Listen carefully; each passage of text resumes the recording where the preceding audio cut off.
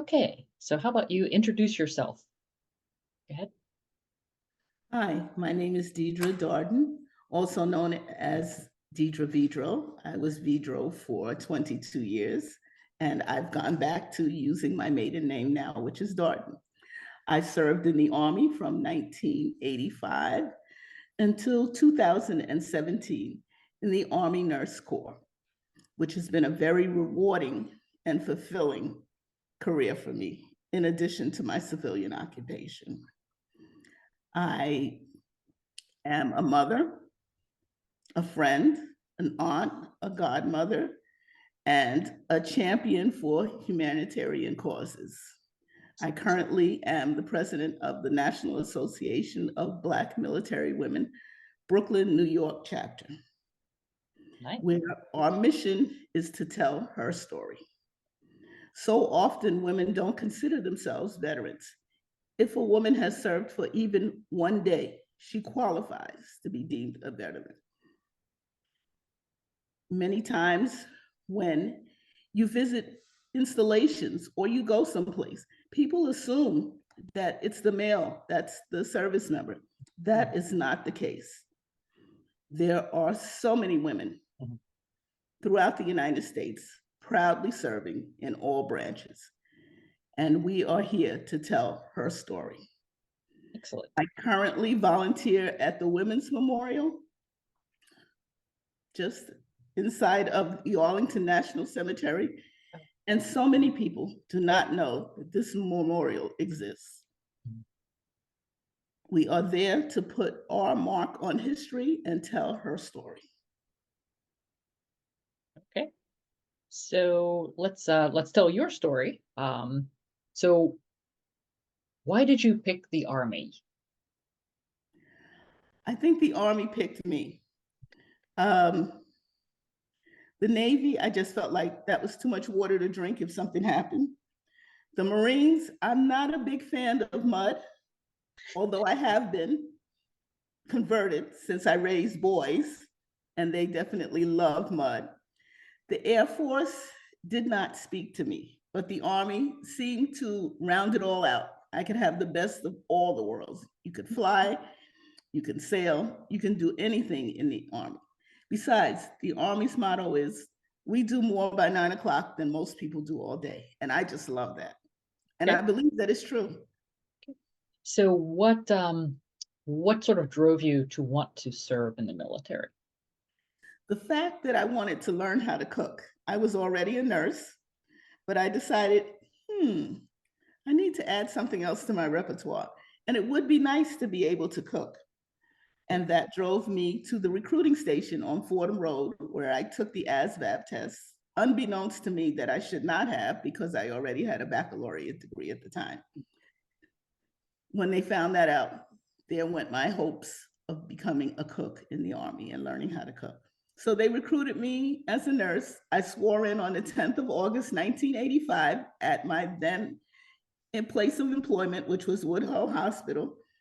The recruiter came with Colonel Nancy Brescher, and I swore in to defend and protect the United States. And it was a happily ever after arrangement between me and the United States Army. So did you then go into basic training, I assume? Officers do officer basic training, yes. And I did mine at Fort Sam in San Antonio, Texas. I also did officer advance at Fort Sam, San Antonio, Texas, which is where officers in the Army Nurse Corps go for their training. So now you're a nurse, you were in the Army Reserve, correct? Correct. So let's move on to, tell me about your duties, tell me about your stations, tell me about all My the fun first things. duty station was in Fort McCoy, Wisconsin in 1986. And our thing was out in the sticks in 1986 because it truly was out in the sticks. The barracks were wooden at that time, and there were no real creature comforts. We did have hot running water and we did have flushing toilets, but it was just the bare minimums, a shell with the basics. And you told me that they sent you to Wisconsin in the dead of winter. That was my end. My last assignment when I got deployed, I was sent back to Fort McCoy, Wisconsin in the dead of winter. Yes, when we woke up, it was minus 22 degrees. And my first thought was, dear Lord, do I have to go to work today? And you bet I did have to go to work. Oh, We had to install warmers on our car engines to ensure that they started so that we could go to work. But that was the coldest place that I had ever served. so what sort of things did you do? I'm sure you have a very wide range of experiences here. So, Uh, I learned to just accept the assignment and be a lifelong learner. I have been an officer in charge of pharmacy, lab, and x-ray. And as I stated earlier, I am a nurse. So there was a learning curve there. Mhm. I have been a fire and safety officer. Again, a learning curve. I have done convoy commander, which is an experience all in unto itself. what does that involve? Making sure that everyone gets where they're supposed to be, how they're supposed to get there.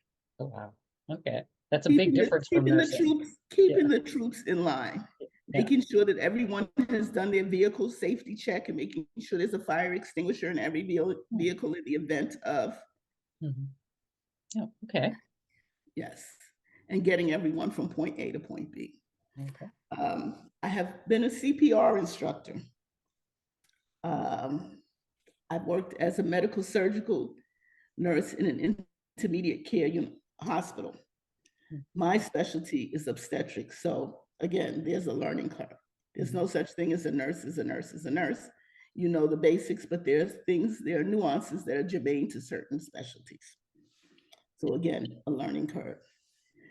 My last assignment, I was an instructor at the LPN school. I taught EMT basic course as well as the LPN course for students to then be able to sit the LPN licensure exam and practice, both in the civilian sector and in the military. Now you had mentioned to me that you worked at a field hospital. Yes, my first assignment was a field hospital. A field hospital, you set up in a tent. Everything is portable, and you set up everything from the tent that you work in to the stretchers that your patients come in on to makeshift IV poles to hold your intravenous fluids and the like. You're really working with the bare bones. It You said- teaches you to be creative. So that was you said in New York. Correct. Okay. Correct. So so so I know you don't really you didn't really have a normal day since you did so many different things, but what was sort of a normal routine for you when you were in a field hospital? Getting up at old dark 30, going to do PT, coming back, inhaling your food, and then going to work Oh, wow. So in a hospital. what time did you start your nursing in the morning? It started around 7 a.m. Okay. Wow. And then we were supposed to get off at 4, but that didn't always happen. Depending on what was going on, you could work till 7, 8, 9 o'clock at night. Oh, wow. So you could But it was rewarding work. It okay. was definitely rewarding work. Anytime you can help someone, Yeah. there's a reward in that.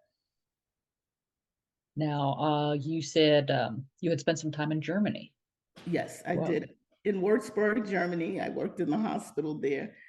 And nurses in the military don't function as nurses in civilian. They are afforded the privilege of being able to practice much more in depth,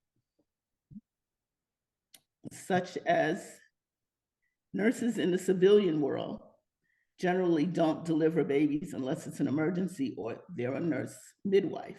Oh, Whereas in the military, that is something that you are able to do oh. as long as it's an uncomplicated delivery. So you said that you had much more autonomy as Yes, an army nurse. absolutely. Absolutely. Our scope of practice was definitely extensive in comparison. And the things that we learned from the military surgeons Hmm. life-saving measures that you would not ordinarily implement in the civilian sector. Oh, interesting. Like, so what were some of the more unusual things that you had to face as an Army nurse versus in your civilian career? The fact that you don't call the physician as often in the military as you would in civilian. There's just a certain amount of autonomy that's afforded to you as an RN that you wouldn't experience in the civilian world. So you were free to make decisions that you wouldn't have been allowed to make in Yes, your civilian job. yes, absolutely. But you always consult the physician if you feel unsure or uncomfortable. Okay. So, so you you said that you were a also were a family readiness liaison. Yes. So That explain that to us. entails a family readiness liaison is is the go-between person between the unit that's deployed and the family members that they've left behind. This makes this position, you ensure that people have everything that they need to continue to function in society while their loved one is serving overseas. It could be referring them to a chaplain or a rabbi so that they can have that spiritual support that they might need. It might be telling them how to write a check because perhaps their loved one took care of those types of responsibilities when they were at home. It might be suggesting that they have the children talk to a school-based support team so that the child can continue to function even though that other parent is not there. And it can be worrisome depending on where that parent is deployed to in the world. So did the family members come to you when they felt they needed, or did you check on them proactively? It was both. It was a situation of both. And you kind of get a sense of who might need that extra support in the time of crisis. That must have been very rewarding work for you. It was. It was. It absolutely was. And there are a couple of families that I still keep in touch with to this day. Oh, how nice. Yes. So you kind of maybe watch the children grow up there, and Yes. Yes. very nice. Very nice. So you also did, let's see. So you did a lot of teaching. Um, so can you tell me a little more about what that was like? I taught in an LPN program for the military. Students came in with no knowledge of nursing, and 2 years later, they were able to graduate and sit the licensure exam as an LPN. And the happiest, proud, it's like being a proud parent. The happiest moment is when your students walk across the Oh, stage and they get that certificate of completion, and then they sit their licensure exam and they call you and say, guess what, ma'am, I passed.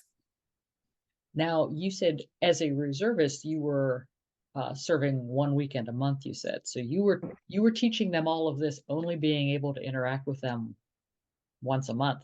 1 weekend a month and 2 weeks out of the year. Yes. So We that took must have them to the been very hospital. We taught them what they needed to learn the classroom portion of it, and then we took them into the hospital to actually care for patients. great. So that must have been very difficult not having them every day like you would in a normal nursing class. They had to be disciplined. Okay. They had to accept the responsibility that no matter what happened, they still were being held accountable to do what needed to be done to pass the program.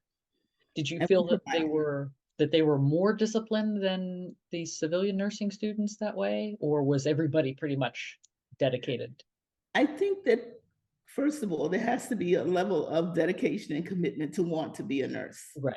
Not everyone can be a nurse. So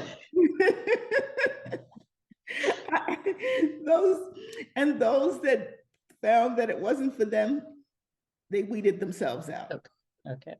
So, So the group, there was a lot of camaraderie. They developed study groups. hmm, They leaned on their instructors for support. So okay. Okay. So you had some interesting stories here. I have notes here about your reviews of MREs. uh, MREs. Yeah. also known as meals ready to eat. They have come a long, long way. But in the 80s, they weren't as palatable as they are now. They were made for people that were serving during wartime, 3,000 calories, and those things were just, the happy part was when you got an MRE that had some peanut butter in it and crackers, or you got the one that had this, I guess, for lack of a better word, cheese whiz in it.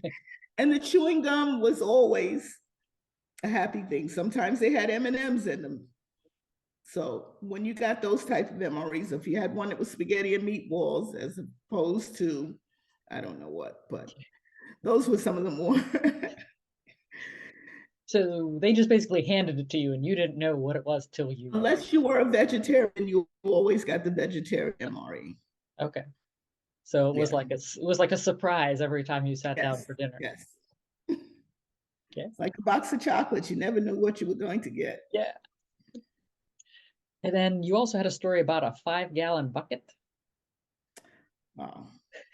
Those are what we used at night to go to the bathroom. You would get a five-gallon bucket or a number 10 can from the kitchen, and you'd find a plastic bag and you'd line it and you'd use it so that you didn't have to wake someone else up to accompany you to go to the bathroom during the night. So you weren't allowed to just go out to the bathroom. Oh, you could, but who would want to? It was Oh, dark. oh, It was okay. cold. Okay, okay. So this was when you You were needed at a the field hospital? flashlight. You'd want to put on your boots so that you didn't stub your toe on anything or Oh, break okay. your neck. So it, Wow. it would be a process to go to the bathroom at night. Okay. So this was when you were in the field hospital, I Oh, assume. absolutely, yes. And then I Okay. graduated to, room and board with a flushing toilet and a hot shower. So out of your career, how much time did you spend? It sounds like you maybe started in the rough field hospital and then you kind of progressed to nicer accommodations and I started out in a field hospital in 1985, and then I went to a surgical hospital in 1987.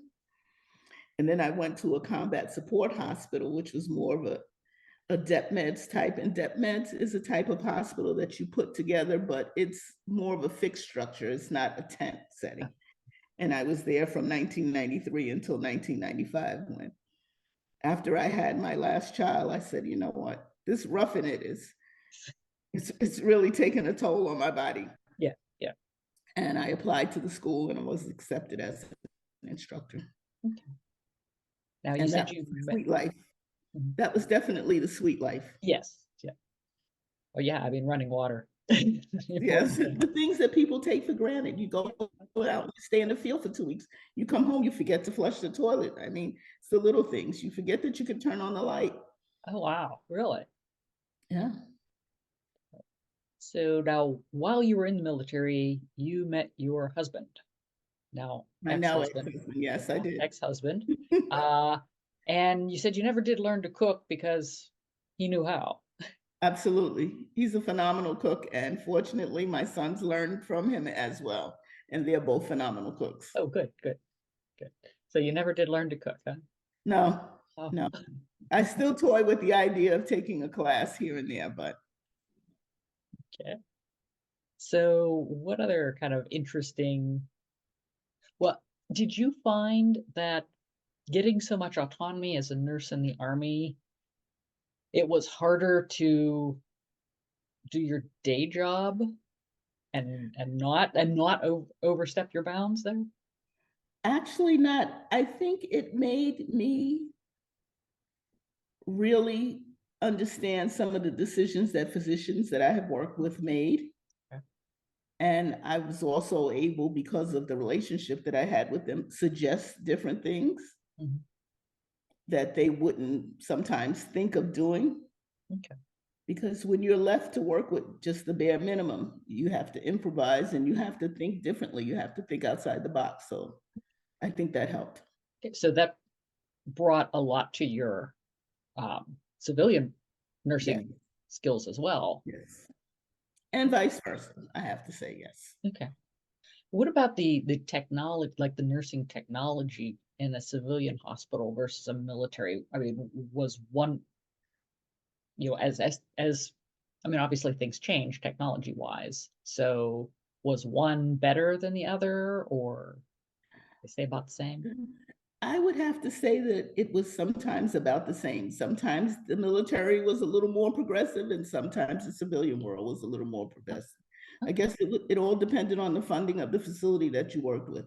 You know, your city hospitals that vow to care for the underserved population, they don't always get the technology, whereas your bigger facilities like your Mount Sinai's, your Kaiser Permanentes, your NYU, Langone, those places tend to get the technology first.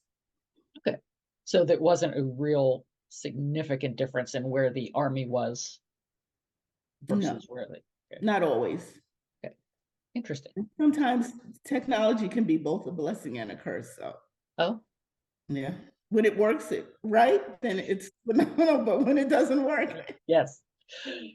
Well, then your experience in the field hospital must have put you in a very unique position to step in when the technology didn't work then. right? Yes. So, do you have any particularly unusual things that you had to deal with? Mm, Uh, or was it just mostly kind of your normal run of the mill things you would deal with as a nurse in any hospital? just run of the mill stuff, I would have to say. Fortunately, that was a good thing. It's always good when things go as expected. Yeah. So you said, with the exception of those couple weeks in Germany, you were never deployed overseas. No, never. Did you regret not seeing more of the world with the army? No, No. You- no.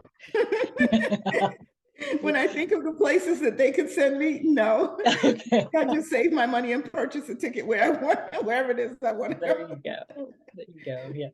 Stick in those places that have, running water. Yes, absolutely. So you had some kind of interesting observations about the recruits and stuff, um, and the fact that they were basically young, kind of. Yes, they were young, most for the most part single, and here they are being given health care, clothing, everything that they need is given to them. So oftentimes you find that they tend to spend their money foolishly. Bars, fancy cars, Yeah. and they don't have that discipline that they need to look to the future and save their money. Start a 401k, a 503b, something where they can have money set aside for their retirement. Mhm. You know, the Army or any branch of the military gives these recruits, when they come in, everything that they need. There's nothing really for them to spend their money on. Their housing is paid for, their clothing is given to them. What is there for them to spend their money on if they're single? They might send some of them send money back home, but So, did you have to deal with that as part of your family readiness liaison duties, that trying to kind of help them make these decisions? not so much because once they're deployed and on active duty, then things take a turn and their monies are allocated for certain things. Oh, okay. So when they're out there somewhere, it's not like. It's not like when they're here and they have access to the free world to buy whatever they want. But I'm hearing that things have changed now, and that when you're deployed overseas, you can shop on Amazon. Oh, really? Yes, and have things sent to they send it to a APO box, and then it's forwarded to the soldier wherever they are. So My, things change. yes, yes, absolutely.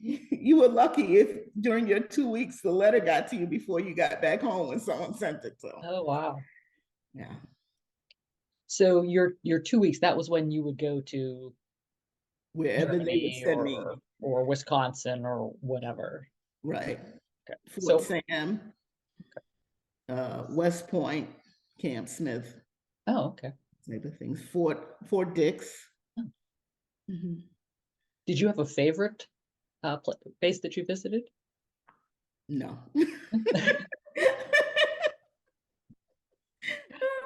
Actually, I would have to say Devon's Air Reserve Base. Okay, where's that? Fort Devens, Oh, Massachusetts. oh, okay. Okay. Simply because it was it was a little different. It was a little more modern. Hmm. Um, yeah. So you said, so your now ex-husband was in the military. Was he also in the reserves? Yes. So I'm guessing that you had different weekends in the month, so somebody was at least home to watch the kids. There were times when we both had drill on the same weekend, but what would happen is the grandparents would step in and watch the children for us. So that was good when we had to drill at the same time, but most of the time we drilled opposite each other. Okay. So what did your sons think about, mom and dad going off to drill? Well, they said, if that's what you like to do, we're not doing it. The youngest one says, I'm not going to let someone pay me to have other people shoot at me. So that's his take Okay. on military. Yeah. So they did not follow in your footsteps. No, no, absolutely not. And no intention of doing it, although he's still young enough that he could join. I try to encourage him, but he's no, thank you. Now, you said your sister was in the military. Yes. So now, but she did not influence you in your choice. No, in no way. But did she influence me? She was actually active duty. She was in the Navy, she was in the Air Force, she was in the Army. Oh, wow. That's unusual. Yeah. So you saw the active duty life and just didn't want. No, I didn't think I was disciplined enough for the active duty life. Oh, really? Interesting. Yeah. So, well, I can see where, you know, you had a bit more stability. You go to your day job and Yeah. a little easier for the family and everything.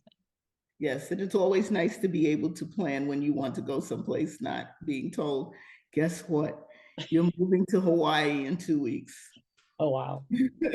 or a month. You're moving to Hawaii in a month. I Yeah. mean, not that that would be a bad thing, but it's just Yeah, not but it's a how I little choose to live my disruptive. life. Yes, yeah, just a tad bit.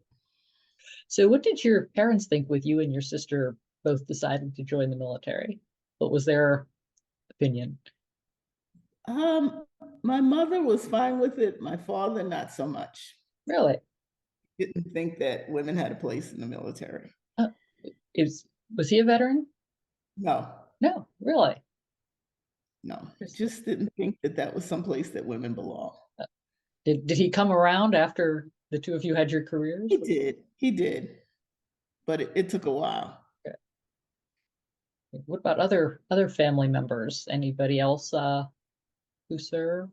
Um, no, people were a little apprehensive simply because I did have a cousin that was killed in Vietnam at the age of 20. Oh, wow. Yeah, I can see why they would be a little nervous for you. right, right.